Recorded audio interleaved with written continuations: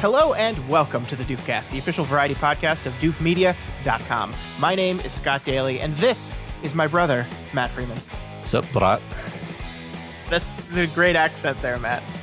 I think it is. I don't know. I'm not an accent guy. Someone tell us.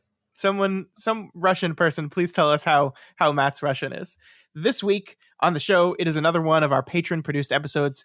For those that don't know, folks that pledge to us at the Doof Warrior level or above on Patreon, that's patreon.com/doofmedia, get to select a movie or a short story for us to do an episode of this show on. This week, our patron Shoefish asked us to take a look at the 1997 Russian film Brother. This is really exciting, Matt, because we said at the very end of last year, hey, folks, bring us more foreign movies. And I feel like our patrons and our listeners have not let us down. I think we're still getting emails every so often with ideas for more movies, and we're having a bunch of patrons in a row bring us foreign movies. So it's very exciting. Yeah, it's been great so far. But last week and this week, really enjoyed gonna enjoy talking about this quite a lot. Yeah. Yes. I not that I was surprised that I enjoyed this movie, because I enjoy most things, but I was surprised at how excited I was to really dive into this movie, because I do think there's a lot to say about this film. So we're going to be talking about that in detail. It will be a full spoilers review for the film Brother. So if you have not seen this Russian film yet, go see it and then come back and we'll talk about it. But after that, we're going to circle back around to the results of last week's Council of Doof vote. Our patrons and our listeners have voted, and we have the results of whether Bahubali is going to enter into the Doof canon or not. So we'll be talking about that and talking about some of your feedback on that episode. And then we're going to do a quick chat about some surprise announcements in the theater industry. And Matt, I wanted to have a conversation with you at the very end of our episode about the season finale of Boys Season 2, because we did a whole episode on that show where you and I had to talk around Season 2. And since we've had that episode, the season has finished, and I got some stuff to say, and I figured you did too. Okay. Yeah, that sounds fun. So we'll give you folks ample warning before we start that extremely spoiler-filled conversation. So don't worry if you haven't seen Boys Season 2 yet. We'll let you know before we get onto that part. So that's this week's episode. I think it's a pretty busy episode. We got a lot to talk about. So let's not waste any time.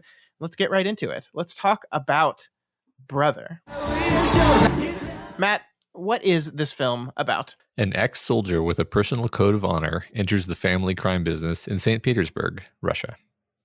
Okay, but does he have a personal code of honor? I don't think so. I don't think that's what this is at all. But, no. He's also really not entering the family crime business in St. Petersburg. Nothing about this is accurate. Yeah. Come on, IMDb, do better. Here's the storyline bit at the bottom. Newly discharged from the army, Danila goes to his older brother, a gangster and a killer, to start a new life in St. Petersburg, where he's soon situated in the criminal world and asked to kill someone. There, his new life starts. He meets new people, including a girl, and becomes a big fan of the rock band Nautilus Pompilis. But now he's a killer, and realizing killing is easier for him than living makes him understand he is going the wrong way. Okay, I don't think that's right either. I don't think their read on this character is very accurate. This is going to be a fun conversation. I don't think there's a point in this movie where he realizes that killing is bad and he should not do that anymore. No, he goes to Moscow at the end. Yeah, to do more of it. Yeah, that's strongly implied. He has the gun with him. Anyway. Okay, Matt, tell me what you thought about this movie. What did you think of Brother? I love this movie. So here's the problem with Doof, okay? The problem with Doof is that every episode I say that this movie was great and I love this movie. And so I need a scale. So a movie that I say I love, let's say that's like 2 thumbs up, but this movie's like 5 thumbs up. This movie was so great. Like I thought I watched it like 3 days ago, and I've been like thinking about it for the last 3 days.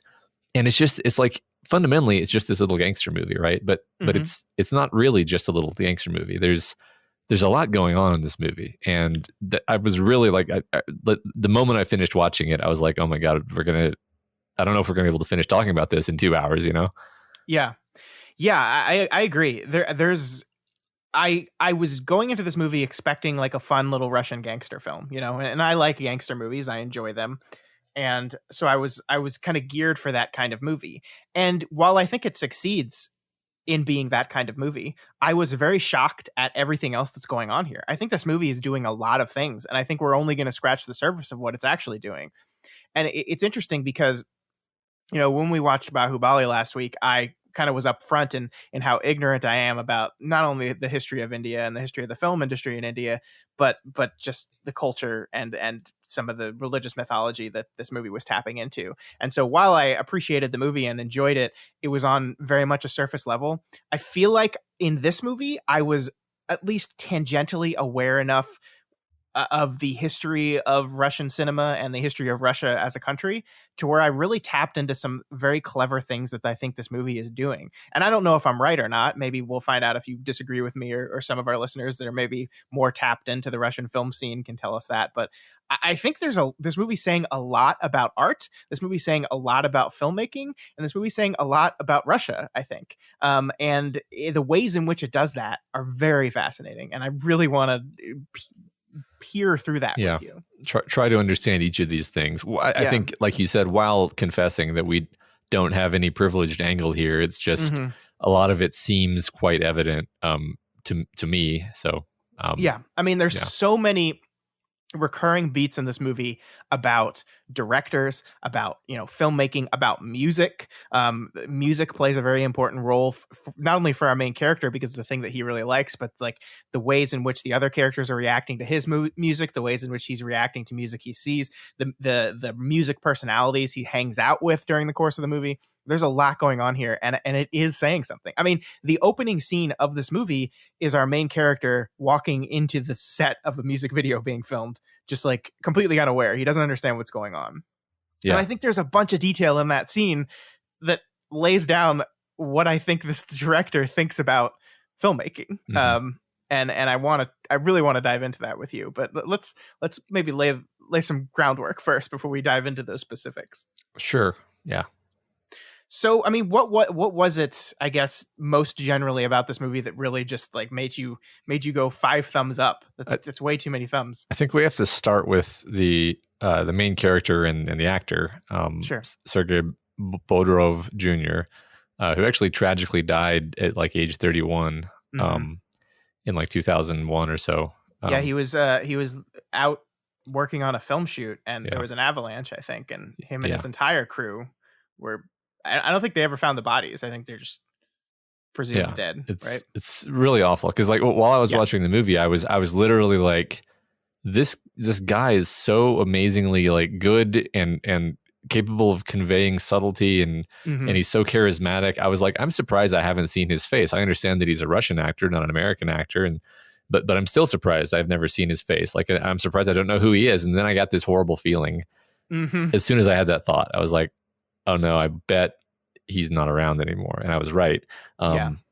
But yeah, like I think he, like the subtlety, the it's the small moments. Like a surprising amount of this movie is just him kind of walking around cities and existing and reacting to things in the most minor ways.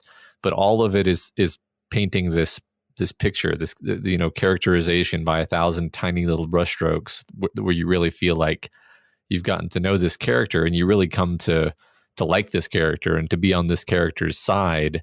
At least I did. Like I felt very strongly, like I was kind of rooting for him, and I don't know. I identified with the character a lot for some reason, which is kind of weird. I don't know on what dimension exactly. Maybe we can dig into my psyche there. I want to do that. That would be interesting. I agree with you. I think Sergei Bodrov is an incredible actor. This is such a reserved performance that it takes this kind of actor to really sell who he is and what's going on in his head, with the very subtle moves that he makes. He, like, the only time he really shows any kind of big outward emotion is when he's listening to music. And I think that's so incredible and amazing. And we'll get to that. But what I really liked about him and kind of the setup of this movie is it kind of plays with you a little bit. Like we meet this kid as someone who like wanders his way onto a movie set, like we talked about, or a music video set rather. and he just kind of literally walks into frame and is screamed at by the director, and then the security guard and him get into a big tussle, and they both beat the shit out of each other. And so like one of the first times we see him, he's like covered in bruises and scrapes and everything, and it kind of defines him in my head, at least at the time, as this kind of aloof doofus type character who is not very threatening. And then like the setup of the movie is that he is going to his brother's in St. Petersburg, and his brother has been established as a businessman. He's in a successful business in St. Petersburg.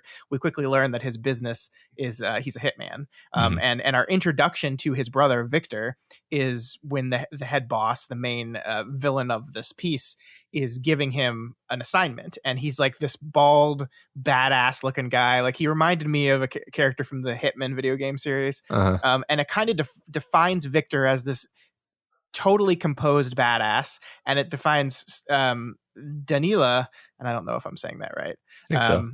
as like this aloof kind of doofus that doesn't know what he wants or what's going on or anything. And it's hilarious because it's almost the exact opposite, that the younger brother is this incredible badass that is just like, and it just silently just kicks the shit out of everyone in this town. Like I remember the first real declarative moment of that is when he's just wandering through the market and he sees the guy, hustling the German, trying to take his money from him. And he just like fucking kicks him and just knocks him out. And then they just walk off together. And it's just like, okay. And then a little bit later with the random guys on the train refusing to pay the fine for not having a ticket, and he just deals with them too. And it's just like, he just doesn't care. And so like, that really threw me for a loop, because that was not what I was expecting. I was actually expecting more of like, this kid gets out of the army and he doesn't know what to do, and he goes to his brother who like taints him and warps him to this lifestyle. But really, he was already there. And he's just like, and it turns out that Victor is kind of a weakling. Like the end of Victor is like him like hugging his brother and apologizing in like a Godfather type sense of like, I'm like a Fredo thing. Like, I'm so sorry. I'm so sorry. It's just like, I just was not expecting that at all. Yeah. Right. I mean, I love the way the, I just worked at HQ line works throughout the movie, because like the first time he says it to I think he says it to his mom, where he's like, I don't remember the first person he says it to, but he says like, I just worked in the HQ. I filled out forms or whatever. And you're like, I mean, he kind of seems like a loser. So he probably just sat at the HQ the whole time. And then like the second time he says it, I think you also buy it. Although maybe he's done like one violent thing by that time. But then like when he starts preparing for the first hit. When he makes a silencer out of a Coke bottle. Makes a silencer and then like a dummy like flashbang to distract them. And just like everything he does from that point on, you're just like, okay, like, but what I love is the movie never breaks the joke. It never has the moment where he's like admits that he was in the special forces or whatever. It's just I think it would have ruined it so much if we got like a flashback of his time in the army to explain where he got these skills from. It's just not necessary. The point is he's so indifferent to this world that like he doesn't care to tell anyone. Yeah. He just wants to listen to his music and he wants to hang out with people and kind of enjoy being around them. Although I don't think he really cares to try to connect to them on like a deep emotional level, because not on their level, certainly not on their his level. Yeah. Well, like, I don't think like he doesn't seem to need anything from people other than he just enjoys being around them. I think that's fair. I mean, like I guess we'll call her love interest in this movie is a woman named Sveta. It's the woman that is driving the push cart or whatever that. I don't know what that thing was. We can call it a trolley. It was a trolley, but it was like not. It didn't seem like it was for people. It seemed like it was for like, I don't know, just shipping stuff around the city. I don't know. Like I didn't see chairs in there. Maybe there are just no chairs in Russia. In Russia, you'd sit on ground of trolley. Yeah, right. But so he just bumps into her and she helps him out, and then he starts with this affair with her, and he is so indifferent to the fact that this woman has a husband. I mean, she is too, right? Like she's just like, she's totally indifferent to her husband, but so is he, to the point where he just like, the husband shows up and he just tells him off. Like, it's like, just leave. Yeah. I'm imagining putting myself in the shoes of the person who's like having an affair with this woman, and that someone knocks the door, I open it, and it's her husband, and what I would do. And it certainly wouldn't be like, get out of here. Yeah. Leave and don't come back. I live here now. Yeah. Yeah. Yeah. It's just, I don't know. It's such a fun character. And like I said, like I was really rooting for him. And, but I mean, that's only a fraction of really what's great about it. But I mean, before we leave him though, like I just love all the scenes where, and I think this dovetails with what you were saying a minute ago about art and the way the movie talks about art, because he's constantly trying to buy a specific CD that has a specific song that he wants to hear. And he can never buy this. Like there's several scenes where he tries to go buy the CD. They never have the CD in stock, and they have other CDs from the same band. Maybe he buys those, and he's always walking around listening to his Walkman, which he just loves. It's like the only thing in the world that brings him joy is a CD player. And then he'll like try to show the music to other people, and they're always like, "This sucks. This is shit." Yeah. And then he takes Sveta to the concert, and like her face is just like so comically miserable throughout that whole part. I just loved it. Like she doesn't care, and he doesn't care that she doesn't care. Like he's having a good time. It's right. And like, I love that. I like the first time I was like, I saw that, I was like, is this just like a missed shot? Was she not like aware? But then they cut back to it again, and it is very clear. The movie makes it very clear that she is miserable and he is entirely unaware and unconcerned with that. And I mean, the same thing happens when he brings over the VCR.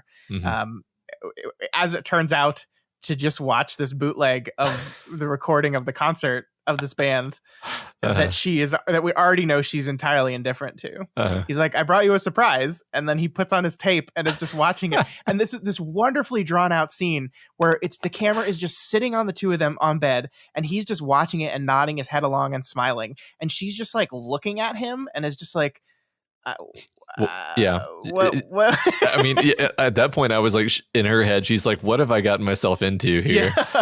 Like, is this guy like literally an idiot?" Yeah, because she doesn't really know she doesn't really know anything about him, which is funny. She knows that he has money for some reason. Yeah, I mean, I love that when the gangsters come to her apartment near the end of the movie and ask her about him, she's not lying when she literally says, "I don't know where he comes from. I don't know what he does. I don't know where he is. I don't know where. I know nothing about this person. I know absolutely nothing about him." Yeah, I mean, I think her choice at the end of the movie to kick him out is a smart one, actually. Sure. I mean, he sees that as, and I think perhaps the movie sees that as like a complete like rejection of the manners in which he lives his life, and so he kind of realizes that all people suck, basically. And that's why he hightails it out of town, is going to go kill more people in Moscow. But yeah, I mean, he's so delightful, and I guess it's a good transition to talk about music and to talk about my theory about what this movie is saying, or what one of the things this movie is saying. Go for it. So hear me out here, and I'm not 100% sure on this. I did do a very cursory like lookup of who Alexei Balabanov is, the writer and director of this film. He was obviously a very outspoken person in Russian film at the time, and I think one of the big things about this is one of the scene setting things we have to do here is obviously during the time of the Soviet Union, film and art was very state focused, as you would expect in a communist country, very state sponsored, and the Soviet Union wanted to have a Hollywood that was better than Hollywood, right? Like that was the goal. I mean, in much of the things that happened during the Cold War, America and the Soviet Union were having a constant dick measuring contest about who was better at what, and it was basically became not only a examination of like which has the better system of government, which has the better culture. Like it became everything, right? It became representative of who is more right about the correct way to do things. Yeah. And obviously the Soviet Union collapses, and then there's Russia, and the Russian film industry is kind of like in the 90s kind of trying to find out what it is now. What are we now? Is there still going to be a lot of state sponsored film? Yes, but there's also going to be independent films. And I think Balabanov is a guy who comes into this thing and says, look, here's what I think film is. What I think film is it's a thing that you just do with your friends, and it's very small. There shouldn't, like, it's basically the anti-Hollywood, right? Like, that's what he sees creation as. And that's what this movie is. This movie is made for basically no money. Nobody got paid. All the sets were just people's houses. Like, I think a lot of the apartments were just like his apartment. That's where they shot a lot of this stuff. And then like guerrilla style, just going out into the streets and just saying, we're going to go here and do this. And so that is his manifesto on the correct way to make movies. And I think that manifesto not only was present in how he made this movie, but in the commentary on art he has in this movie. One of the big things that jumped out at me in that opening scene is the director. First of all, this movie like talks shit about directors the entire time, right? Uh-huh. Like our main character hates directors. He says he doesn't get along with directors. I don't like them. And the first director we see in this movie is the guy shooting the music video. And I think so brilliantly, the way that is staged is the actors are up on a hill and the camera's on them, but the director is faced with his back to them, looking at the shot on a monitor.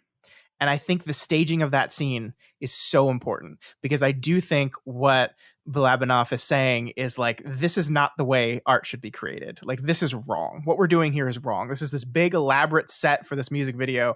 You're not even looking at the actors. You're looking at them on a monitor. You're just like sitting down and different. You're not in there. You're not in the action. You're not shooting it this way. And he thinks that's wrong. And I think that translates to how this movie looks at music as well, and how our main character's music is reacted to by everyone else. I think our director feels like he is shouting into the universe about the correct way to do things, the correct way to do art. And like everyone around him is saying like, no, you're wrong. That's not the way. That's wrong. That's wrong. And he thinks he's right. He thinks this is the right way. And I think that's everywhere in this movie. I really do.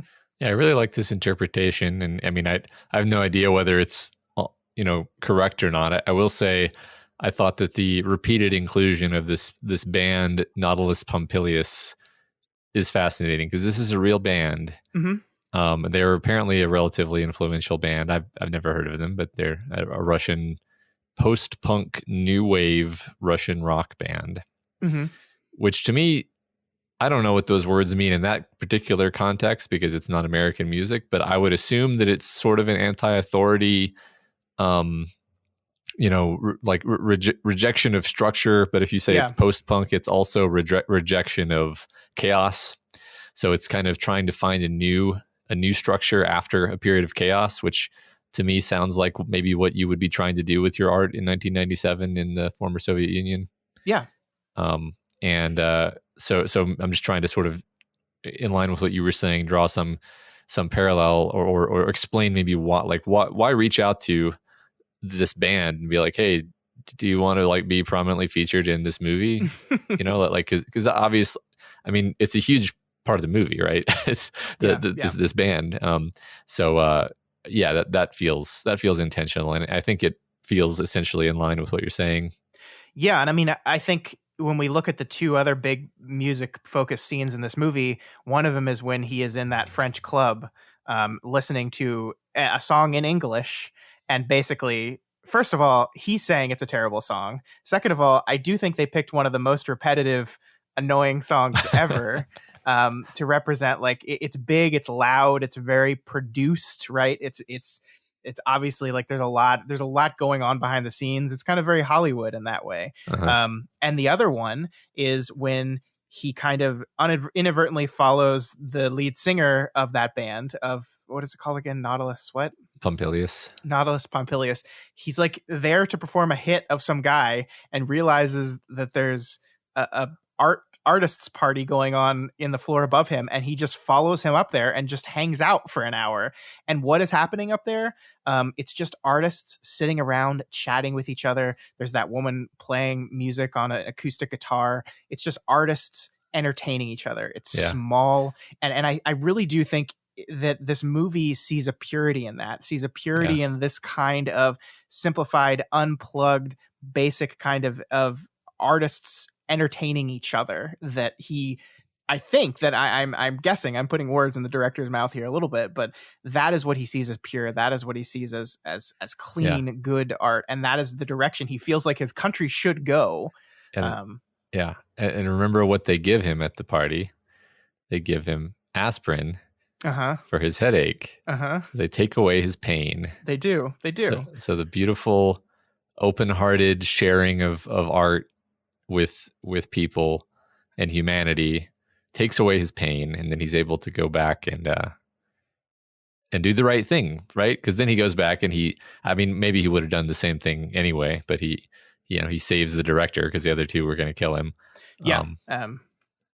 The director that was going to that party, so he likes him now because he was supposed to. I think it's the worst luck in the world that you think you're supposed to be going to this party and you wander into this place where a hit's about to happen. I wonder if we can look at the organized crime and extend this metaphor. And I might be stretching this metaphor way further than it can actually go. But I wonder if we can look at like organized crime and that kind of thing as a metaphor for the creation of art in general that he sees, like this all-powerful group that is kind of like taking out all the people that don't fall in line, that is backstabbing each other, that has no code, that has no sense of loyalty or anything. There's nothing higher they're reaching for. They're just rats in a pail stabbing each other in the back. And I mean, he complains at the end like they've all become weak, they're all weak. And he's obviously not.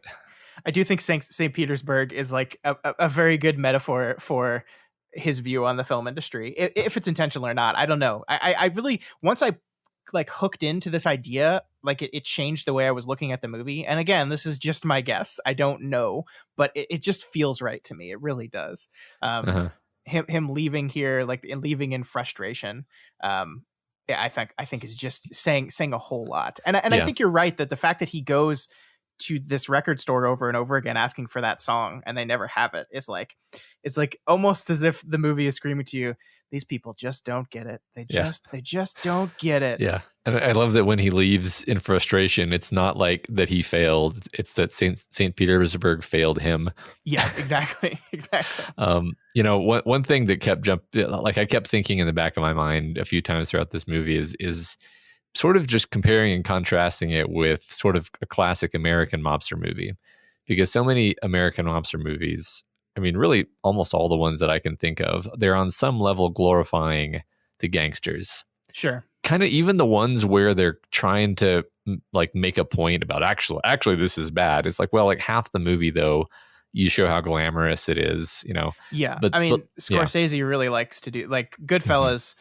I mean, the end of Goodfellas is like, actually, this is a terrible way to live your life. But for 2 hours, it's like, isn't this fucking the bomb? Right. Exactly.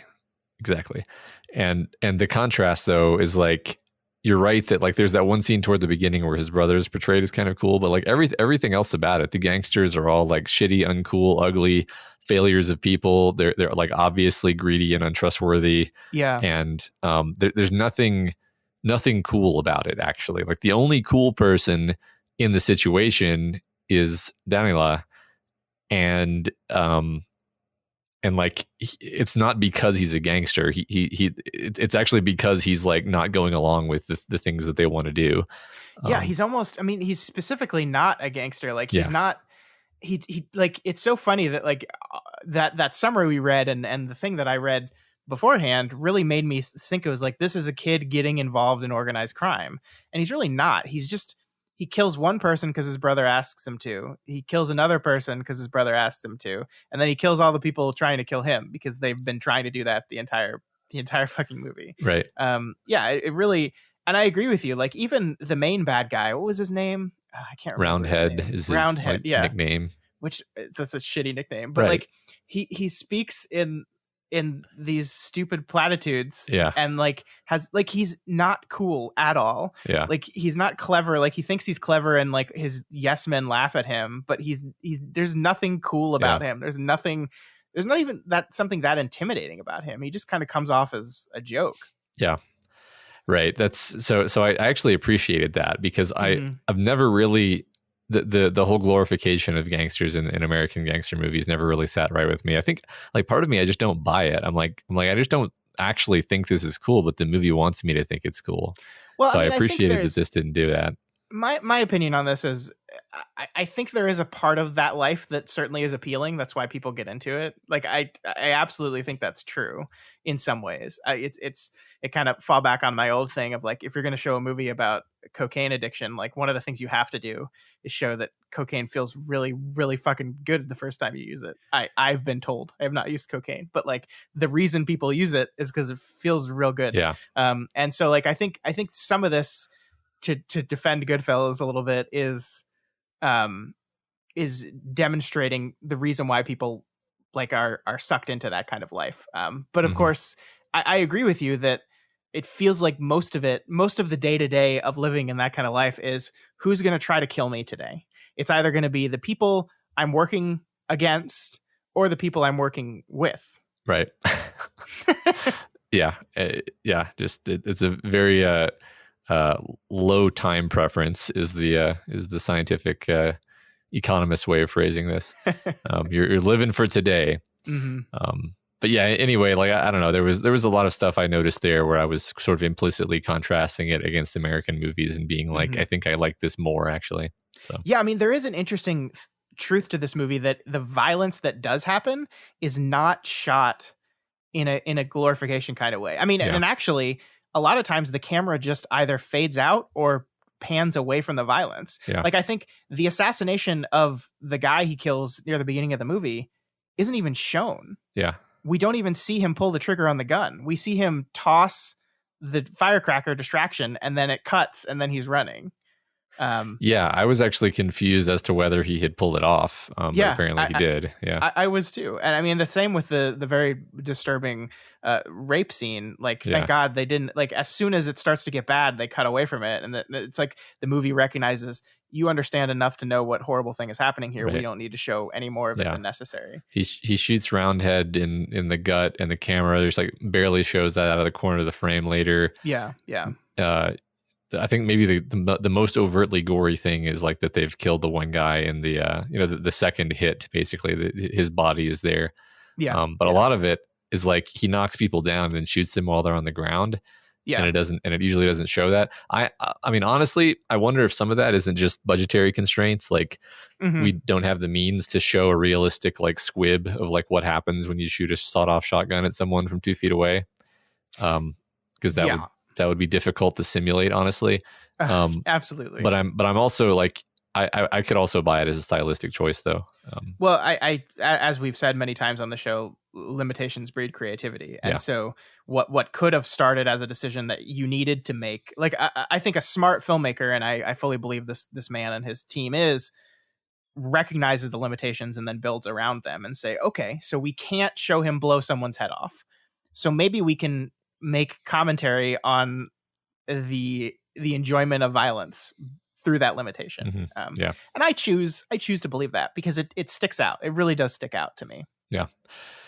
I mean, have we talked about the budget? Really? I mean, it's apparently made for like $10,000 equivalent.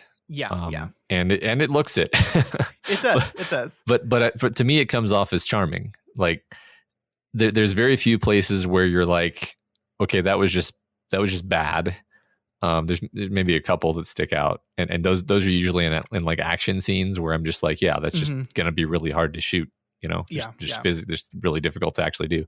But then like it just works so well within the constraints that are present. It's really quite inspiring, honestly. Yeah. I mean, I think all the cast wore their own clothes.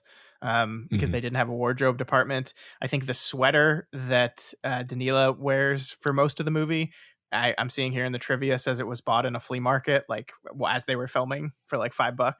So they really just were working and like we'll say that the actors did not get paid very much, which not great, right? Not great. Yeah, not People should ideal. get paid for their work. But the movie made a lot of money in the end. So I don't know if their deal was like, we're not going to pay you anything up front, but you'll get some money off the back end if this movie is successful, which it was. It was very successful. So hopefully they got something. Hopefully. Yeah. But yeah, I mean, I think one of the ways in which that budgetary constraint to me really works is the city of St. Petersburg itself. I think they filmed this all in a week, and because they don't have time or money, they can't control the weather. And so it's winter in St. Petersburg, and it just looks fucking miserable. Like, there is not a scene in this movie where they're outdoors where it's like, yeah, this is a place I would love to go to. And no shade on St. Petersburg. I'm sure St. Petersburg is a very beautiful city. I'm not speaking about the city itself in real life. I'm speaking about the city as depicted in this movie, which is a fucking hellhole. Yeah. like totally. And I think that's part of what the movie's trying to say, though. Sure. I mean, yeah. I mean, it's like gray and white and black, and I mean, there are a couple of parts where like it shows him walking around and like appreciating the architecture and so forth. But sure. But yeah, that's it's almost like backgrounded by the reality of everything else. Like, I mean, I love the market, right? The market with these little carved into the wall market stalls where these people are just like barely eking out a living selling trinkets and doodads, right. and like ruled by this horrible monster. Yeah. Right. I mean, they're so good. They're basically homeless, right? They're basically all like during the day they go to this market, but in it, like, yeah, they're like borderline panhandling. They just go back and they live in a cemetery, which is, themes hashtag. Yeah. But I actually, as you were talking about how the movie takes the time to appreciate some of the beautiful architecture, and I do think there's actually something to that, because that's art as well, right? Yeah. But it's this extravagant, over the top art that is foregrounded with the misery of what day-to-day existence in this world is. Yeah, it's a formerly rich and powerful society with poverty. Yeah. Man, I love this movie. Yeah, it's funny. We actually hit upon most of the things I wanted to talk about. I guess there's a lot of like gender and race stuff, let's talk about that. Which is very like pointed toward probably what I imagine was going on in that society at that time. Like the whole idea of he makes friends with this. I don't know if he's actually a German immigrant or just of German descent, but he ends up just calling the guy German. For the whole movie because his last name is German fundamentally, and like they have sort of a one of those adversarial friendships almost where it's like they appreciate where the other is coming from, but they're never going to get touchy-feely about it, and they disagree sometimes and whatever, but like but still Daniela always kind of takes care of him. And then, of course, there's tons of gender stuff too, in terms of like his, various relationships with women and how the women are treated, and how Sveta is basically supporting herself as a prostitute. I guess she has to, is the implication. Like her husband is probably not actually providing for her, and I mean, we don't even get any explanation of like where he is. Like he's just not there until he is there, and. Yeah, it's really interesting. I don't know. I'm not sure exactly what it was doing with her character, but I do think it's like I love the scene where she answers the phone and like is like, no, I'm not working an extra shift. This woman who's in abject poverty, like, it shows like the way I think it kind of shows the way like her orbit is surrounded by these men that are just no good for her, and how they like because she should have taken that shift. She clearly should have worked that shift. My interpretation of that scene, maybe I need to rewatch it, was that was another one of her Johns calling her, asking I think you're right, if he could come over, and of course Daniela is sitting right there, so she's like, no, I can't work an extra shift. I think I was being a little innocent in my assumption of it was her just driving her cart. No, but I think you're right. I might be wrong though, but yeah, I mean, I think it was just the fact that she kind of kept like looking at him uncomfortably, and then he asked about it and then looked a little bit put out, and then anyway, I don't know. No, I think you're right. I feel like I mean I feel like both the I said race. It's more just like I feel I'm sort of vaguely aware that there's all these complex tensions between what we as Americans see as just different stripes of European, where you're all just Europeans to us, but that's just Eastern Europe over there. Yeah, right. Exactly. Yeah. But obviously there's literally thousands of years of history there, and cultural baggage and stuff that I have no awareness of, but like the movie was clearly doing something with that I saw it, but I didn't understand it. I mean, I love the Germans' recurring line of like, "What's good for Russians is bad for Germans," and it really demonstrates that central disconnect between the two of them. But I do think like I wonder if part of the message of this movie is like the ways in which that cultural competition and cultural disagreement can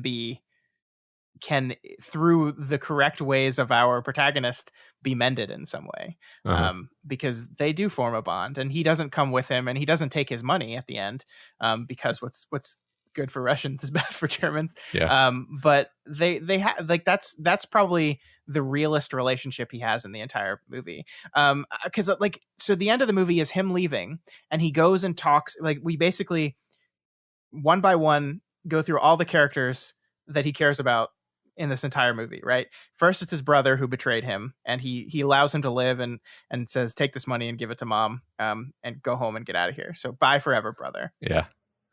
Then I'm not sure the order of this, so it doesn't matter if I'm out of order, but then he goes to the German, offers the German some money, asks him to go with him. German turns down the money, says he's staying here.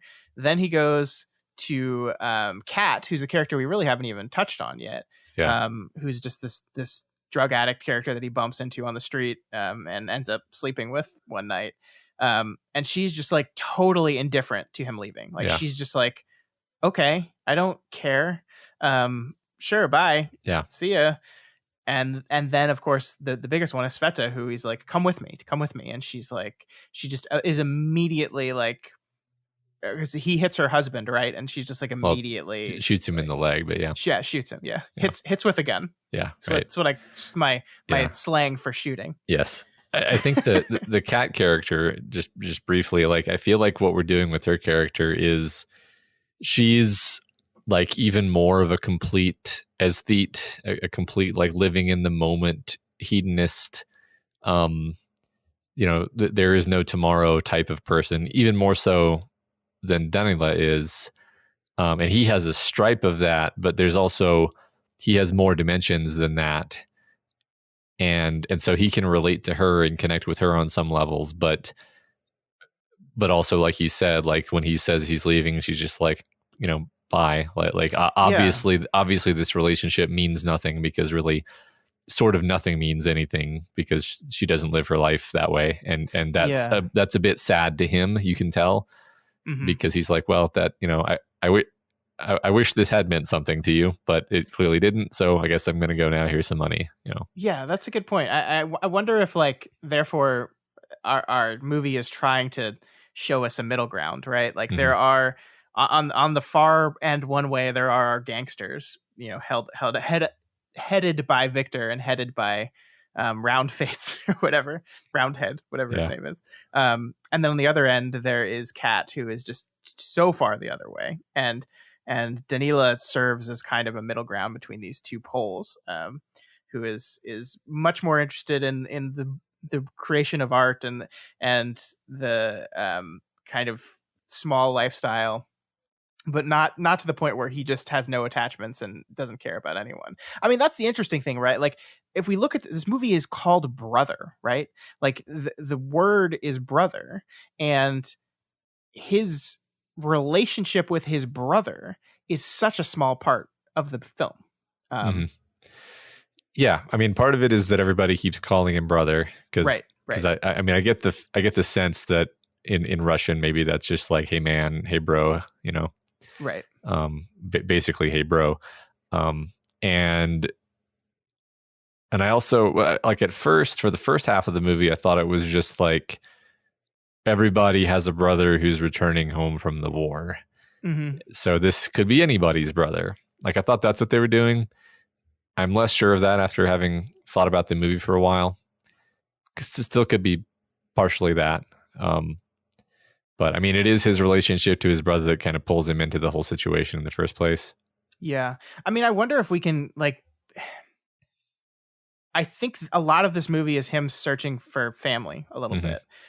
Like, as he goes with his mother, gets in a fight. His mother says, "I'm worried about you," and sends him away to be with his brother. He goes with his brother. One of the first things his brother does is send him away, actually. It's like, you can't stay with me. You got to get your own place because it's part of this. Like, he immediately puts his brother in the crosshairs because he's like, I'm in trouble. I know these gangsters are going to try to kill me.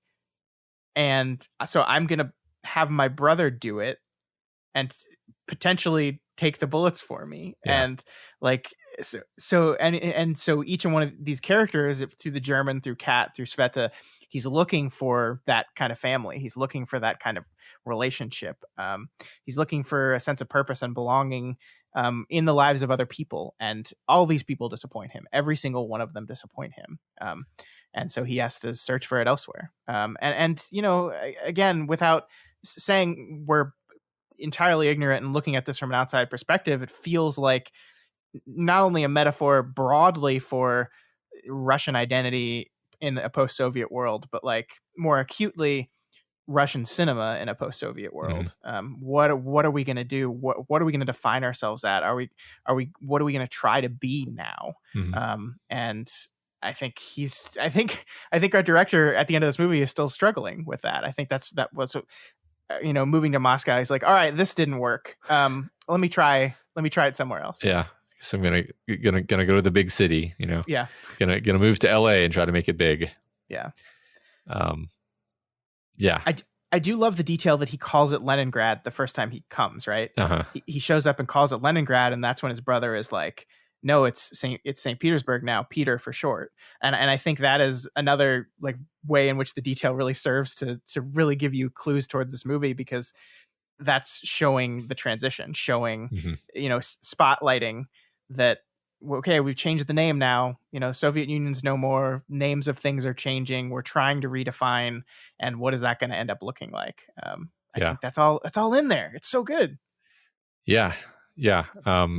And I think it's necessary, especially for people like me, because you may, you know, a movie in 1997 in Russia, I'm like, okay, well, that's far enough away from the collapse of the Soviet Union that I can imagine that maybe this movie's not really going to be about that. But then the movie, you know, says, no, there's themes of that here. We're going to talk about the St. Petersburg, Leningrad name change and make sure that you understand that we're talking about that as well. Yeah, and I actually don't know much about the post-Soviet like Chechen conflict that seems to control so much of the story of this movie, and perhaps knowing the history of the Chechen War would have really given me more insight into what this movie is saying. But the first Chechen War is something I don't know all about at all. Me neither. I don't even have a first thing to say about it, honestly. I mean, I guess like broadly, the only thing I do know about it is that like Chechnya was like, okay, we're independent now, and Russia was like, no. Yeah. And that's what the war was. So like, again, broadly, very broadly, you could argue it is a war to define the identity of what Russia will be in a post-Soviet Union world, right? Like the Soviet Union collapse, all these different places say, okay, we're our own place now. We're not part of the Soviet Union. We're our own country again. And there's a lot of deciding and fighting that happened during the struggle to define yourself and identify what you're going to be. And with some people pushing back against that identity and saying, no, that music's bad, right? No, that's not right. So I think that's all part of it. And yeah, man, I love it. I like love it.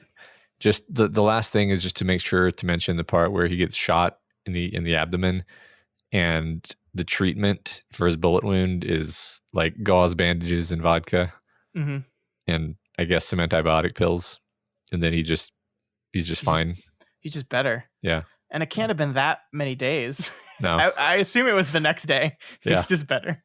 Yeah. Maybe a couple days. You just give him a couple days for that bullet wound to heal. Yeah. Mm-hmm. That was great. It's great. Badass. Yeah, he is a badass.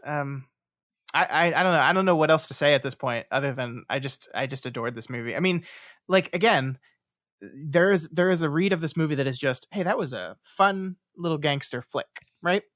But I do think all this stuff is going on here, and I think, Alexei Balabanov is trying something here, and Yeah.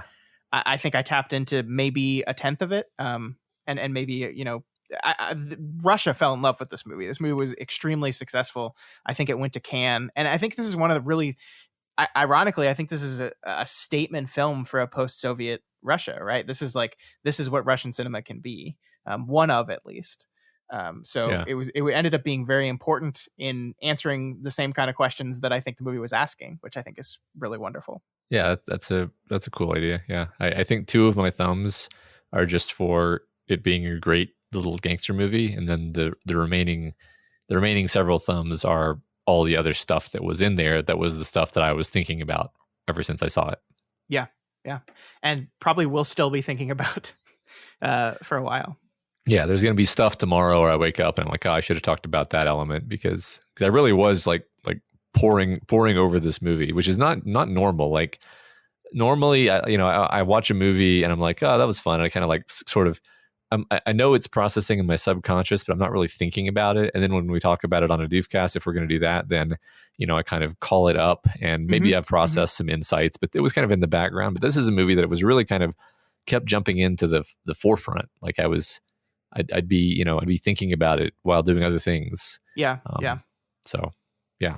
Yeah, I totally agree. I mean, there is a part of me that just loves. I mean, this is why I was like, give us international movies, right? Because like when we teach the Cold War in America, we teach it as us versus the enemies, and then the Berlin Wall fell. And then it was over. Hooray, we won. And then like that's where the instruction stops. Like we don't teach anything about what a post-Soviet Russia was like. What like and when you think about it, when you just stop to think about it for a minute, like it must have been crazy. Like you're like a government collapsed and you're trying to like completely reform how everything is going to work. Like of course it took more than a few years, right? Of course this was like an identity crisis both governmentally and culturally that went on for a long time. Of course that's true, but like it's just never anything that any of my classes were interested in covering, because it's like, well, it's over now. We don't need to know about the Soviet Union anymore because it's over. Moving on to other things. So I like, again, movies are empathy machines. Movies are windows into culture and peoples and histories, whether they are a true story or just a story that takes place in a certain time. And I loved this movie for that. I think most importantly, being an empathy machine here, because even if I had read a textbook entry, turn the page on that very cursory textbook level examination of history and be like, oh yes, and then Russia went through a very difficult period of internal strife and poverty and resource scarcity and corruption, and everything was terrible. That's still very dry and impossible for me to really understand, right? But having seen this movie, it's a movie, it's fiction, sure, but it's still giving me a much better sense of the reality, of the humanity, of the shared humanity, of the connection with the people who went through these things at this period of time. Totally. To circle back to our conversation on The Lives of Others, it's a movie about East Germany around or before this time period. I think that's another movie that just captured that perfectly. I love this. I love it so much. Yep, me too. Cool. Anything else you wanted to say about Brother before we move on? No. Great movie. I recommend people watch it, even if you listen to this conversation and didn't watch it. I still think you'd enjoy it, even if it's spoiled for you. It's really fun. 5 thumbs up. Did you know that the cinematographer was the person driving the truck at the very end of the movie? I did read that piece of trivia, but because he was the only one that knew how to drive that truck. That's Because great. that's the kind of filmmaking they were doing here. Yeah. They did make a sequel. Neither of us have watched it, but they made a sequel to this movie. I think it was originally planned to be a trilogy, and he cut it down to just a sequel. I think it's much bigger, much. I'm curious to see if like he succumbed to the same kind of things that I interpreted he was pushing against because this movie, the last movie, was so successful. I don't know. I kind of want to watch it with that in mind. Is like, did you turn this into like a giant action movie because it takes place in Moscow and then Chicago? I'm really curious about Brother 2. I don't want to prejudge it, but it does seem like it was not very financially successful, but who knows why that was. Yeah. So I don't know. Maybe we'll watch it one day. Yeah, that'd be fun. Cool. All right. Well, that is it for Brother. Let's move on. Matt, we have to talk about the results of last week's Council of Doof episode. If you recall, we watched the movie Bahubali at the beginning. Both you and I loved it, and we both voted yes for it. But what did our listeners say? Well, we didn't get a lot of votes for this one. It was much lower than our normal one because I think this is just for all of our Western audiences, a much more obscure movie. But the ones that did watch it loved it. And with 73% of our vote, our listeners have said, yes, Bahubali is good enough to be in the canon of great films. So welcome to the canon Bahubali at the beginning. And like I said last week, I'm going to put this in as just the Bahubali series. It's just both films. So Bahubali as a movie event is now in the canon. And I what's your reaction to that? Are you happy? I am happy. I mean, I think we both wanted it to be in there. So I'm glad it is. I think people who may have not watched it, I still, I've basically, I've had over a week to kind of sit with it and process it more. And like, yeah, it's a really fun experience. It's worth it. It's worth the 3 hours, 3 to 6 hours if you watch the second one. Some of our comments had trouble with some of the I guess we'll call them regressive politics of this movie.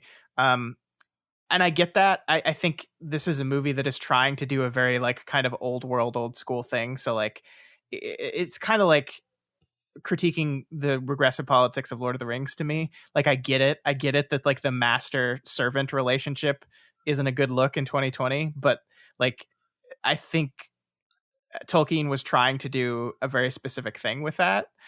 He's trying to tell an old world type of story, and I think that's the same thing going on here. So while I understand people not liking it, that's why it didn't bother me, because I understood like this is a story of ancient India and the ways in which there are very strict castes and people, and the paragon of virtue is a person who recognizes his caste and other people's caste, and mine is better than yours. Like that is just the way the world was, and it is capturing that. So it felt pretty clear to me that the way the movie did it, depiction was not endorsement. Sure. So I didn't have a problem with any of that. Mm-hmm. Yeah. And I still the only thing that caused my 2020 self to go was the depiction of the bad guys, which was very like, ooh, we mentioned that very briefly last week, but it was just like, I don't know, this is definitely like the fair skinned cast versus the darker skinned cast, and we are definitely the better ones and you are definitely the bad ones. But again, I mean, I think like Lord of the Rings has that same problem, right? But it is a product of its time, and a product of the time it is trying to be in. In some ways, which does not excuse it, but it is the reason, right? Yes. Cool. Anything else about Bahubali? You need to watch the second one, Matt. Some of our listeners, after my glowing review of Bahubali 2, went and checked out the second one, and they enjoyed it. I will watch. I will watch the second one. Yeah, it's like one of those things where, like, we were just talking about Brat 2 and how like we'd be really disappointed if that was like bigger and more boisterous. Bahubali is a film where I would be thrilled, and I was thrilled. you want it to be bigger Yes. and bigger in every dimension. And Yes. And it is. Yeah, I can kind of tell just from like the snippets that I've seen. So yeah, I'm looking forward to that. Yeah, so thanks again to our council for recommending that film, and thank you to everyone that participated in the vote. A reminder for everyone, you do not need to be a patron to vote in these things. You just have to sign up for a Patreon account, but that doesn't not mean you have to donate any money. It's just Patreon is the easiest way for us to catalog and record that stuff. Because like a Twitter poll, I've thought about doing a Twitter poll. It's just very messy. Yeah. We might switch one day, but for now, it's the best. Doof. Okay, Matt, let's talk about the state of the movie industry again, because some crazy things happened over the past week, and I need you here to calm me down a little bit. I don't know if you're gonna do that, but I hope that you're gonna do that. Sometimes I'm able to calm you down. Sometimes I'm right there with you. We'll see. What's the news, Scott? So the big news this week, first of all, since the last time we talked about the movie industry, every single 2020 movie has pushed off to next year. You know, Dune was, I think, the last big one to fall, right? Dune was a December release, and Dune will now be released in, I think, October of 2021, right? It pushed it out a while. Yeah, basically a year. Yeah. Yeah. So, we were torn on whether or not that would be a good sign or a bad sign at the time, but it was a sign, all right. And it was a sign that there's going to be no more movies this year. And then Disney announced that there was like a massive internal reorg of their company. Disney has had a rough year for a billion dollar company, with the theater industry not doing well, with the theme park industry losing buckets of money. Disney is in a bad place relatively.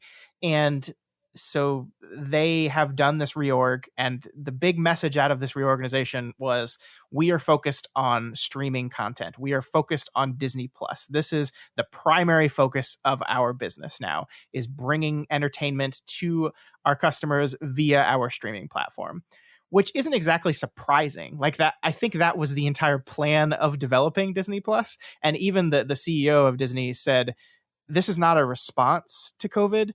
This is just this is just an acceleration of our plan. Like, we were always going to make this choice. We're just making it faster now because of coronavirus. And so that's Disney not saying theaters are their primary business model anymore. Yeah. Which is a big deal. Like, it is a big deal because the way the movie theater industry works right now is that all the really big movies release in their theaters, and those giant opening weekends basically pay for everything else. Movie theaters are mostly empty, just in general. Like, a movie theater is open on a Wednesday night. How many people are in the theater on a Wednesday night? A few, right? It is the big opening weekends that allow the theater to stay in business. So you start subtracting the number of those, and suddenly that model just doesn't work anymore. And so this is bad. This is bad if you like movie theaters. Yeah. This is a throwback. It's funny. I remember us talking about this on probably one of the old Daily Planet podcasts, like 3 years ago or something. But and I just looked this up to verify, but Disney, like in 2019, there was a quarter where Disney got 41% of its revenue from their theme parks. Mm-hmm. So like, that's a huge drain on this. Like, they're getting basically no income and probably have a lot of expenses there, right? Yep. So they're having to compensate. Like, they can't even afford to just do what I think a lot of studios are probably doing, where they're just like, all right, holding pattern, basically minimize expenses, go into a holding pattern until we can make movies again. They have to figure something out. Disney has to figure something out to get money coming in the door, because they have created this, conglomerate sort of multi-armed creature, which it needs to sustain itself. So yeah, I'm not necessarily surprised that they in particular are the ones who are. I don't think they're panicking, but they're reacting strongly, right? It's a big move.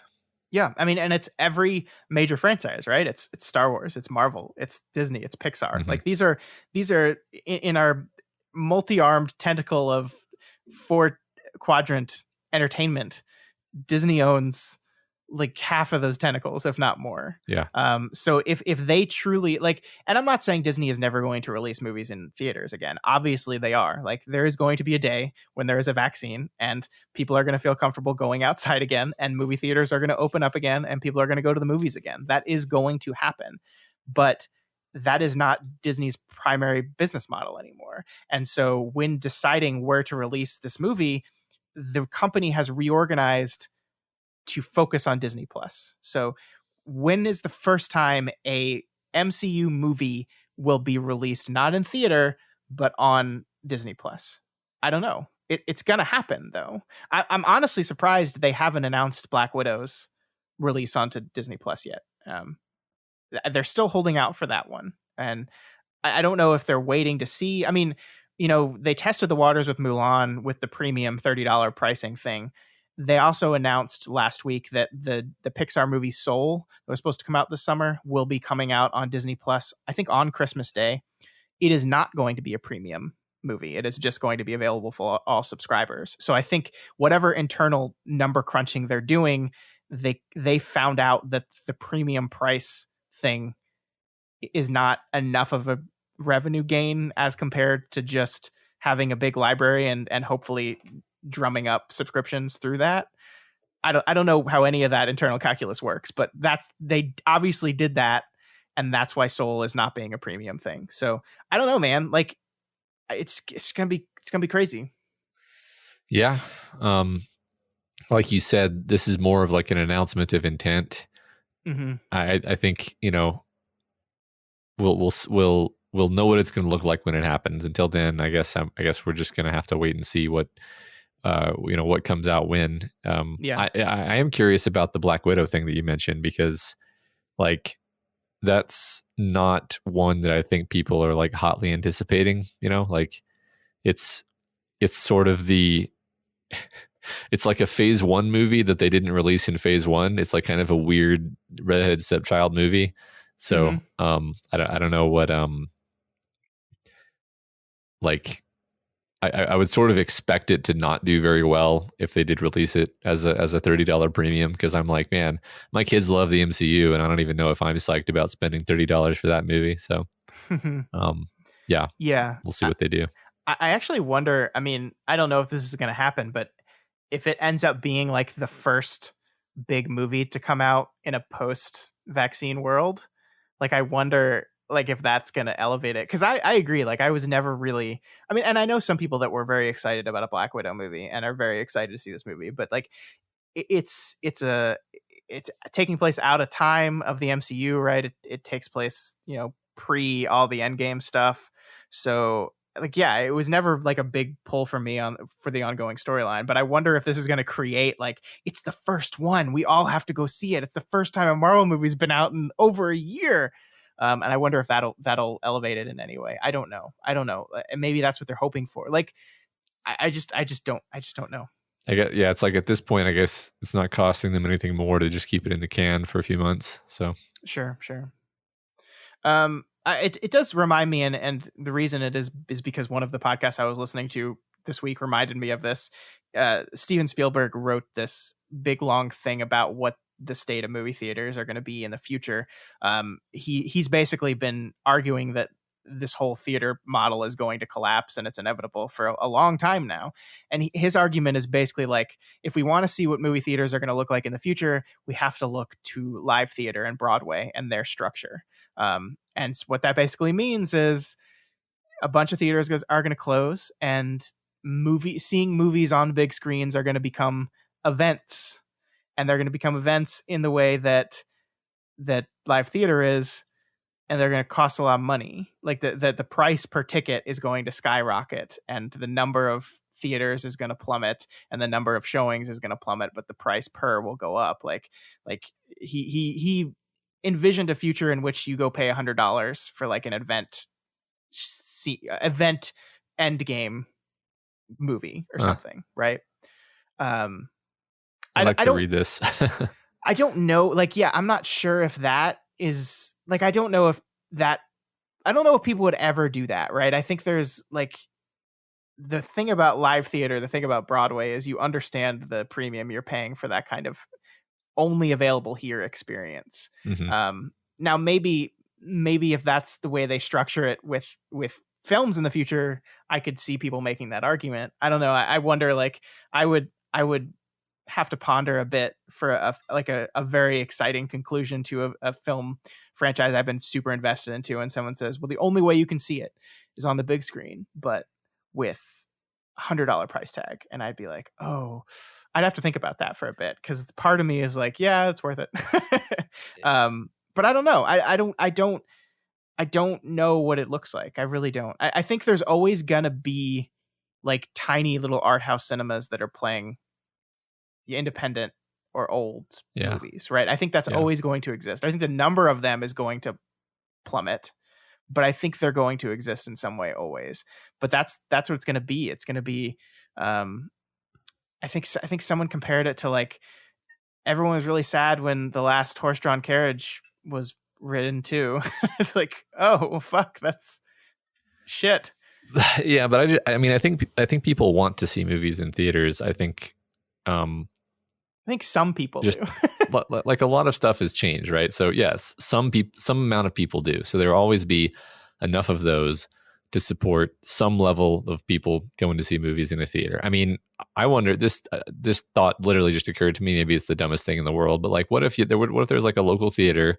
You know, it doesn't really matter the size. The point is, like, instead of just showing the latest, big studio movies, they have a few, or they can show those too, but they have a few screens where it's like, look, people in the neighborhood, people in the, in the surrounding feeder areas, submit movies for consideration, and then vote on which ones they want to be shown, that month.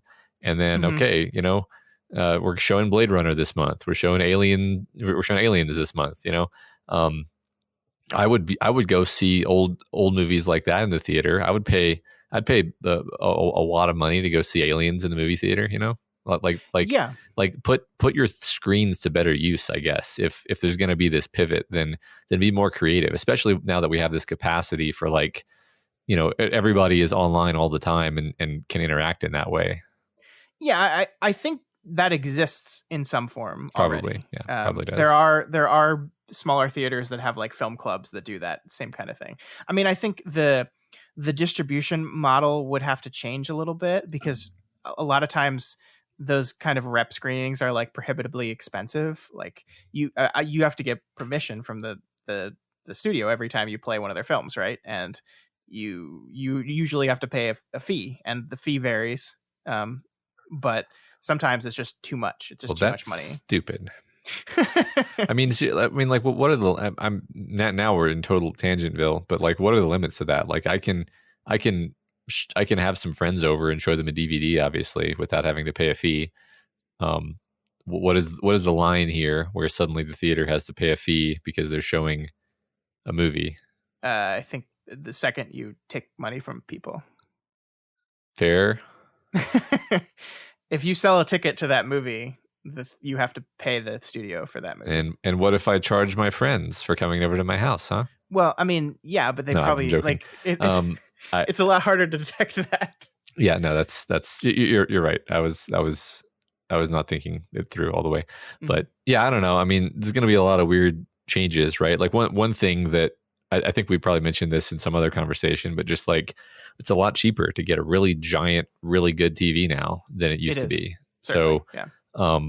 Like, I remember like in high school, like, we had, quote unquote, a big TV, and now that TV is like the smallest TV that you could find in a Best Buy, and also that was like a giant CRT that weighed 150 pounds, right? So it's just a different world in terms of what, like, people are fine watching movies at home. They didn't used to be. It used to be just like, no, of course I want to watch it on the big screen. It's ridiculous to ask me to watch a movie on my TV and assume that I'm getting the full experience. But on my TV, I probably am getting the full experience. So yeah, I mean, I don't think you are, though. I mean, like, this is where I'm at now. I am going out and buying a stupid device that I can lock my cell phone in while I'm watching a movie because I'm addicted to my phone and I can't stop looking at it. And I mean, there is something to me about the movie theater is that it is such an event experience that like it's not that it forces you to pay attention, but it creates an environment in which you want to pay attention. I mean, obviously I don't pull out my phone in the theater whether I want to or not because I understand that and that there's rules regarding that, but it's not like I don't even feel the draw to do that. And at home, I certainly love watching things at home. I love TV and I love sitting down on my couch and watching TV, and I love having TV shows that I can experience really attentively, and I love having TV shows that I can experience where I'm only kind of half paying attention while I'm reading a book or something. I like that experience, but I don't think it fully replaces the mandatory required attention that being in a dark room with a giant screen creates. And I am having to work at home to try to recreate that as best I can to defeat my worst impulses. And I don't know. It's never going to be the same to me. It just never is. And I know I'm not the only one that feels that way, but I also care a lot more about films than the average person generally. So I understand that I am in a very small minority with this whole thing. So, Well, no, I get it. Like a big part of going to the theater for me is that it's a sort of social thing. Even if you literally don't say anything to anyone else there, and you're going to see a movie alone, it's still a kind of a social ritual. yeah, yeah. And you know, I mean, and very often when you go to a movie, you are going with people. Yeah. So, I mean, I just remember the end of Endgame, you know, and like every once in a while, people people share those.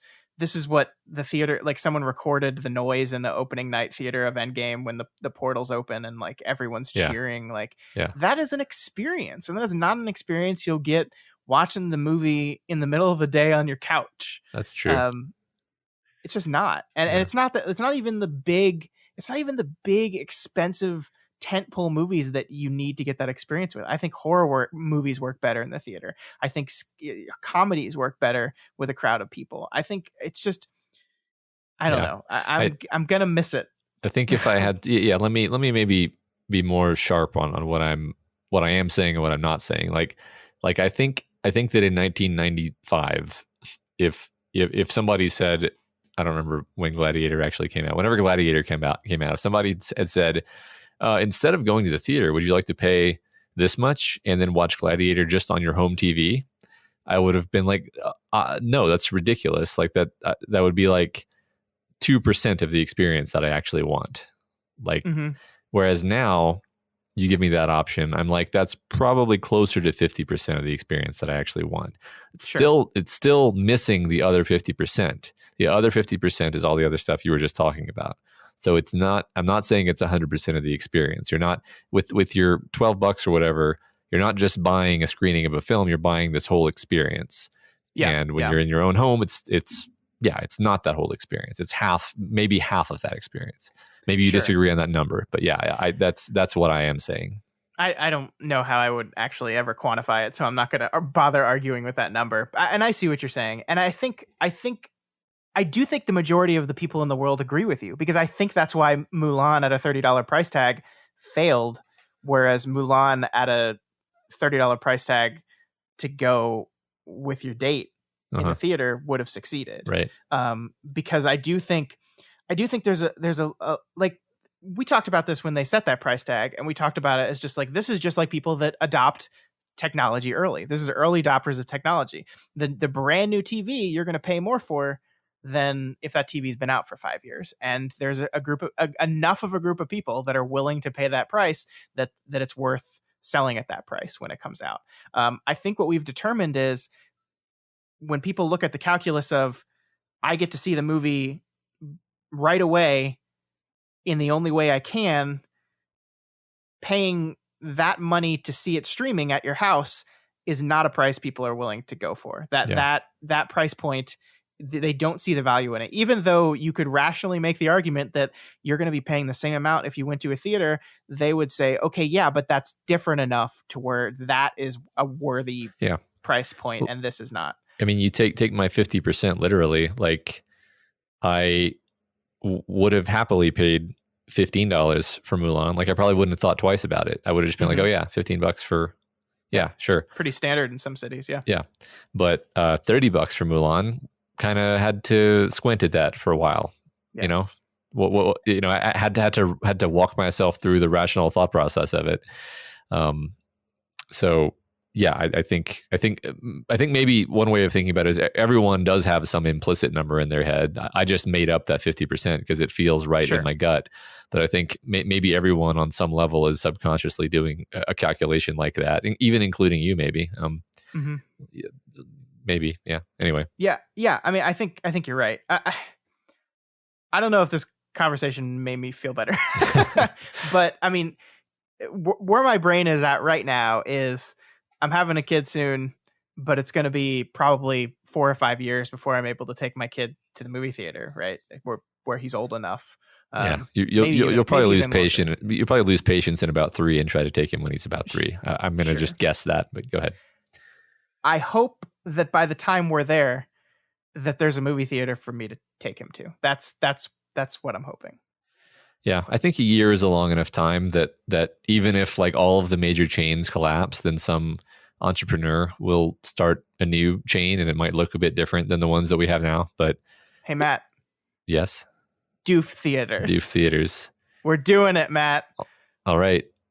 We need to come up with a great idea that is unique, but also doesn't make us go bankrupt. Send us your great ideas at doofmedia@gmail.com. We can't crowdsource the ideas portion.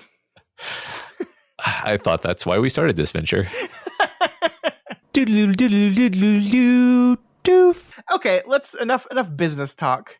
Let's finish off this podcast with a very quick discussion of the season finale of Boys Season 2. So this is the part of the show where if you have not watched Season 2 of Boys and plan to and don't want to be spoiled on what happens at the end of this season, you should probably stop listening, pause it, and come back once you've watched it. Yeah. Okay, that is your ample warning. Matt, let's talk about the end of this show.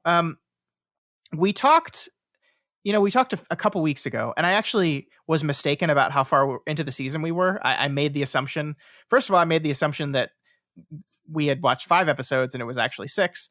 And then I made the assumption that the season was going to be 10 episodes long and it was actually 8. So what I thought was the midpoint of the season was actually 2 episodes from the end. Yeah.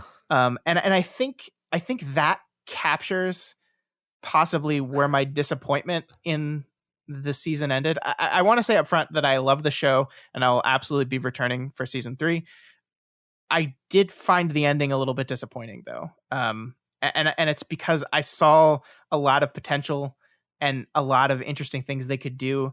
And it felt to me like they just wrapped it up very quickly and very neatly in a way to prepare to move on to the next thing.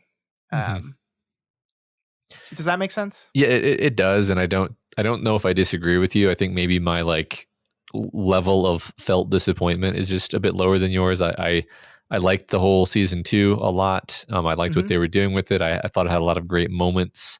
I like I said on the previous episode where we talked about the boys in general, like the main thing I appreciate is just like episode to episode, very solid individual episodes, very solid character work, keeps you wanting more, is good propulsive storytelling. I'm invested in the relationships between people, very few kind of false notes emotional wise. That was true for the entire second season. And then the finale, it just sort of has that feeling of, we wrote down how things had to end up at the end of the second season. And so some of these things we're going to have to just make happen. And it's not going to necessarily feel as organic and fluid and nice as it did in every other normal episode. Yeah. One of the biggest examples of that to me is the way in which every time our characters had tried to do some sort of public exposure of the bad guys, aka the superheroes, they were just out thought and out planned and out maneuvered. And then the last one with she's a secret Nazi, that just worked this Mhm. time. And it's just like, okay, it hasn't worked all the times. They've always been there. Like it's kind of a very nihilistic show in that regard. And it's like, you can't, the bad guys just are going to plan for every eventuality. And then it just like, I didn't feel like the show did enough work to explain why this one worked this time. And I guess you could argue it's because of the Nazi word, right? Like everyone was, it's literally Stormfront's quote there with like, people agree with what I'm saying. They just don't like the word Nazi. Yeah. And I think is a beautiful quote, and it's wonderful. And I guess the argument the show is making is that like, that's why it's like, everyone was cool with everything she was doing and saying. Everyone was cool with the subtext of everything she was saying. But as soon as you put the word Nazi on it, suddenly the everyone turns on you. And I do love the way in which Vought, who knew about this thing the whole time, like immediately pivoted to be like, yeah, we're just disgusted as you are, and blah blah blah. Yeah, well, I think if I were going to try to defend that, I would simply say they probably would have successfully spun it and just said, "Oh, it's a deep fake," which is what she did say, I believe. Oh, those are deep fakes. You know, they would have successfully spun it and not had to take the hit, except she got herself blown up. And then they figured, oh, well, we might as well just say that she was a Nazi and then like throw her under the bus, basically. That's fair. That's fair. Because ultimately Vought comes out dead. Yeah, she's not dead. She's not dead. But ultimately Vought comes out looking fine still. So and so does Homelander. So really the bad guy still did win, just not her specifically. Vought comes out looking fine, but it does like they have to shelve the V. So they have to shelve that entire plan that they were running. That's true. Temporarily, I guess. I think it was. I mean, like a big part of what felt off about the episode. And again, I didn't hate it, but like toward the end, where it's just kind of like showing like everyone's happy. I'm like, no one gets to be happy in The Boys. That's not the kind of show this is. And I mean, that's why the ending works so well with the reveal that the congressman woman is actually the soup that blew everyone's heads off. Yeah. That was a wonderful reveal. That was really, I think that worked very well. And that kind of goes exactly back to the kind of thing you go to The Boys for, which is like, we're all fucked and there's nothing we can do. Because now the person in charge of this whole oversight wing of the government is actually a superhero and presumably working with Vought. We don't actually know, but I think that's a really great pivot, and that's a really great game changer set. Yeah, exactly. And set up for what season 3 is going to be doing. I loved that.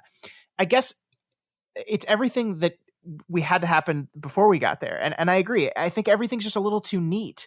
It's like, oh, you're like, Butcher, you finally did the right thing, and now you're pardoned for all your crimes, and everyone gets to go home and return to their lives, and Starlight gets to be on the 7 again. In her old outfit. In her old outfit. Yeah, it's just everything tied into this neat bow in a way that didn't feel believable to me. And I think the biggest problem for me with that was I didn't buy Butcher's face turn at the end. I didn't buy him being the guy that like says they wanted me to screw over your son and I just can't do it. Right.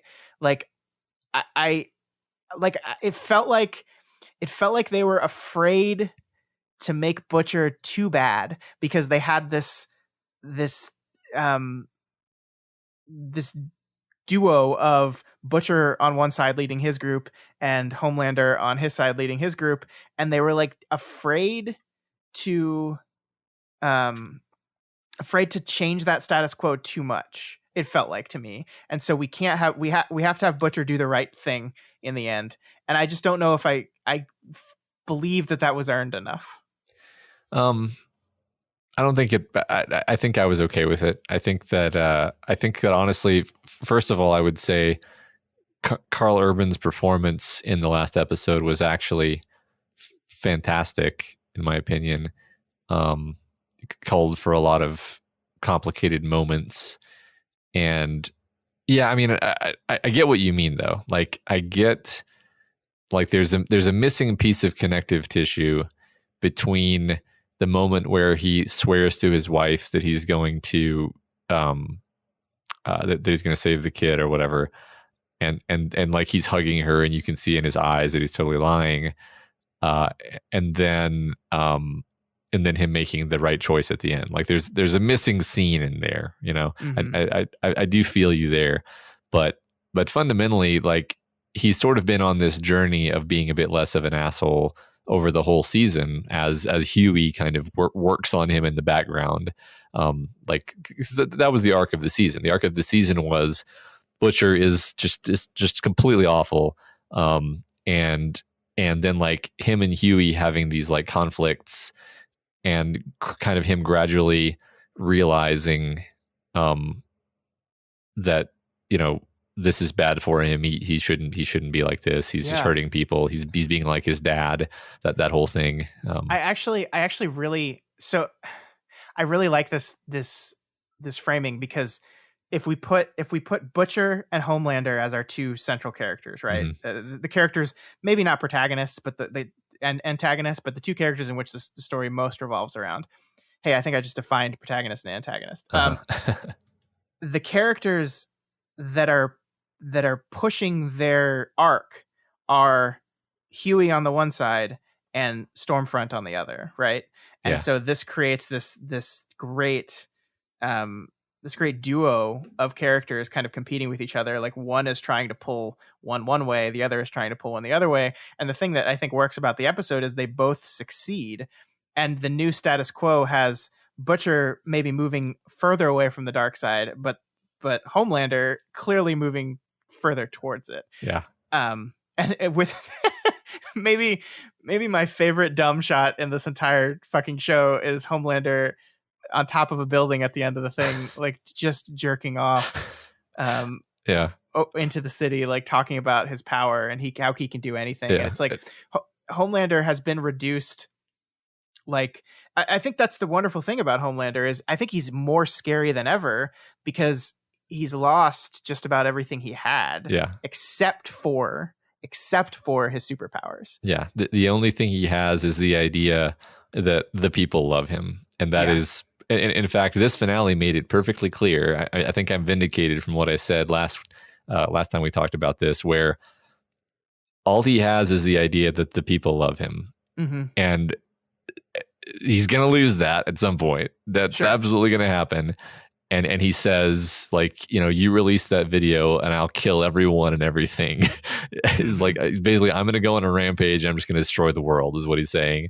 And you believe it, too. Yeah. You believe, God, such a good performance. Yeah. That actor is absolutely killing it. My favorite bit from that episode was when Stormfront starts talking to the little boy about white genocide, and Homelander just kind of like looks over at her with like this expression of like bemused incredulity, like, the hell are you talking about? I love that because I think it says it's such a powerful message on he clearly thinks that's bullshit. Yeah. Like he clearly doesn't buy into it, but that's not stopping him from allying with it because he sees the usefulness of it. Right. He just thinks it's such nonsense, but you're exactly right that he's like, okay, yeah. It's called White Genocide. Yeah. Oh, what a great performance. Both of those characters, delicious. I hope they bring back Stormfront in some way because as a cyborg. Yeah. So yeah, I mean, like I said, I enjoyed I enjoyed the episode, and I think you have made me appreciate it a little bit more. But I did feel like it felt unboys to me, and it made me feel kind of like, oh, we're doing this. We're afraid to change the status quo too much thing to keep the story going perpetually. I will say that since I had those feelings, I listened to an interview with the showrunner, and he really kind of calmed my nerves about that. Some of the things he said is that he sees this as a show about Butcher and Homelander and Huey and Starlight. He sees this as a show about these characters. He obviously, there is going to be a Vought cinematic universe. I don't know if you knew this, but there's going to be spinoffs. Okay. But he sees this show as about those characters. So it's not going to be a thing where they're going to keep rolling the show out and, you know, go to other characters, tell other stories. The Boys, as it is a show about these characters, and it is this story. So while we're gonna play in this universe some more because it's a great universe to play in, it does seem like he's not going to do the thing where we're just going to keep doing this and keep doing this and keep doing this ad nauseum. And that makes me feel a little bit better, honestly. That's good. Yeah, I'd like to check that interview out. I like interviews. Yeah, I'll send you a link to it. It's a podcast called The Watch. Cool. Great TV podcast that I love. He also talks about, like, you talked at the very beginning of this thing, that the show has a very, episodic core.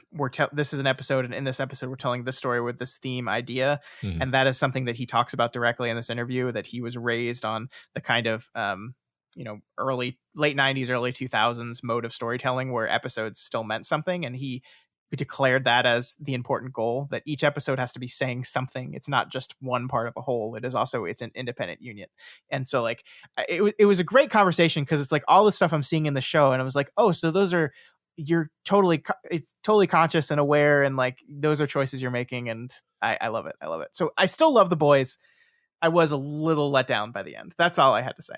All right. Yeah. I overall, I'm still into the whole show and recommend it and so forth. So yeah, I would absolutely still recommend it. Yeah. So, okay. Well, that's all I had. I need to work out my feelings, Matt. That's what this whole show is about. It's working out my feelings. I know. That's what it's always been.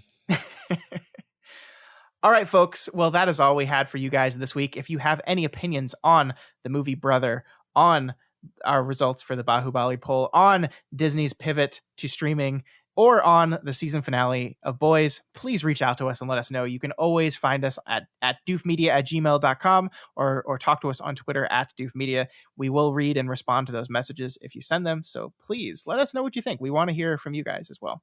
Yeah, and if you're not already subscribed to the Doofcast, we encourage you to go do that. Ensure you never miss an episode. You can find us on all the major podcasting platforms. Oh, so you're just going to not read them anymore. You're just going to... I mean, I think people know. Yeah. Spotify is a big player in the podcast game now. I know, they're making a play. Yeah, there's all these the Spotify exclusive podcasts. That's not us, but a show I really like listening to is Spotify exclusive, so I had to download the Spotify app just for this one podcast. Oh wow. So well done, Spotify. So they're winning. They are. You can find all these shows not just on Spotify, but you can find this and all of our other shows over at our website, doofmedia.com. That's where you can also find our calendar to see what our release schedule is for all our podcasts, what movies are coming up we're talking about, what other shows we've got, what is on tap for our book club this month. You can find this all at our website, doofmedia.com. And if you want to support us and what we do here, consider becoming a patron of Doof Media. You can head on over to patreon.com/doofmedia. And if you pledge at the $20 level, you can be like Shoefish and recommend a show for us to watch. Not a show, a movie for us to watch, and we will do a show on it. You can also donate at the $10 level, which is where you will get an ever-growing suite of bonus podcast content. Just yesterday, Matt and I released an episode of our newest bonus podcast called Other Levels of the Tower, where we take a look at Stephen King adaptations. We talked about the film Stand By Me. It was the first time Matt saw it, right, Matt? Yeah.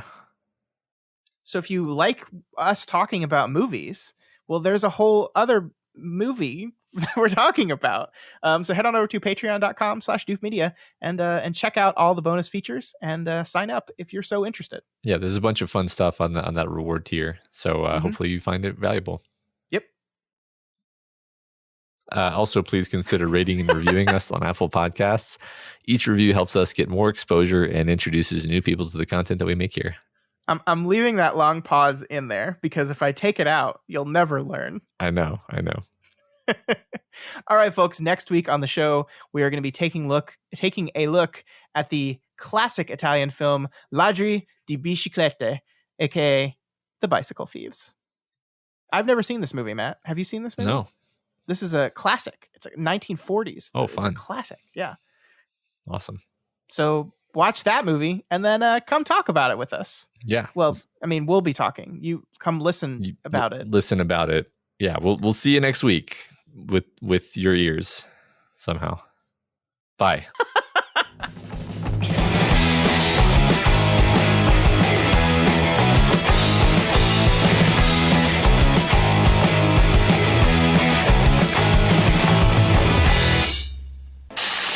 My name is Doof, and you'll do what I say. My name is Doof, and you'll do what I say.